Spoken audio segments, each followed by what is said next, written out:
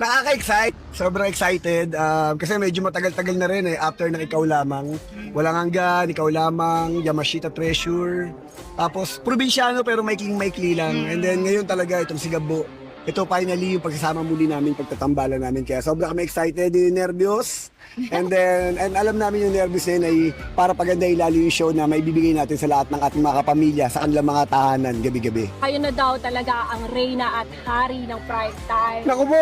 Hindi na. Marami pa kami bigas na kakainin. Hindi po, hindi po. Tatrabahuhin. Ano lang, sabi ko nga, kami dalawa ni Jules at ang buong team ng CCN talagang mga hard worker talaga. Talagang Passionate. yung passion talaga binubuhos talaga sa trabaho. Siyempre alam namin kasi yung kakibat na ito yung pagbibigay ng saya sa lahat ng mga manonood ng ABS-CBN. Yung pagbibigay ng saya at inspirasyon para sa lahat ng ating mga kapamilya. And syempre, kilala naman natin si Coco na tuwing gumagawa ng teleserye. Refleksyon ng mga Pilipino Kaya nga mahal na mahal ng Pilipino yung teleserye ni Coco. Kaya sobrang excited at sobrang happy ko na mapasama sa Sigabo. At syempre, Coco Martin Sigabo na this time. Naku po.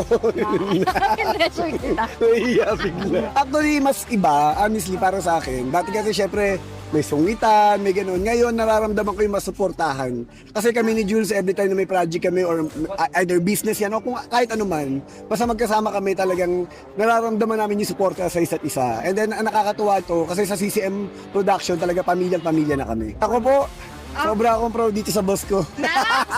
Hindi, ito yung tunay kong boss. Ako sobra akong proud. At sabi ko nga, ito yung dream ko para sa kanya Lagi ko sinasabi yun na this time sana ikaw naman. And ito nga, Coco Martin Sigabo. Kasi lagi ko sinasabi, tawag ko sa kanya genius Nako. Kasi biruin mo siya nakakaisip ng lahat. Tapos kapag syempre nakakasama ko naman siya lagi. Pero pag tinitingnan ko siya sa trabaho, nakaka-amaze.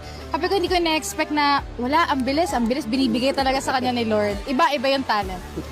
Kinakabahan, hindi naman mawawala yun. Pero happy ako kasi sabi ko nga, yun nga swerte ako na nandyan siya. Kasi talagang tutok siya, nakaalalay. Kumbaga alam kong may rest back ako, meron akong guide. So, mas excited din.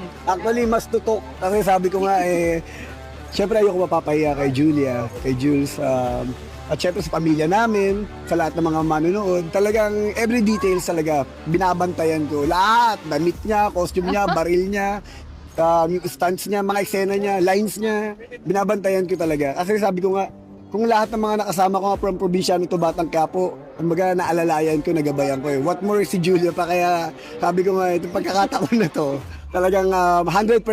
At sana may bigay ko yung best ko para sa kanya at sa lahat sa inyo. Ikaw magtutok. Sino nakaisip ng hali ka Hindi na? kasi syempre, sabi ko nga, alam naman namin na syempre yung mga tagahanga namin, lalong-lalo from Walang Hanggan, sobra kami na-miss. And then 100% talaga, binibigay at tinutodo namin dito na hindi namin sila bibiguin. First day pa lang, sisiguraduhin na namin, taabang-abang at talagang sisiguraduhin namin na sulit ang matagal yung paghihintay. Kaya magkita-kita po tayo. Thank you!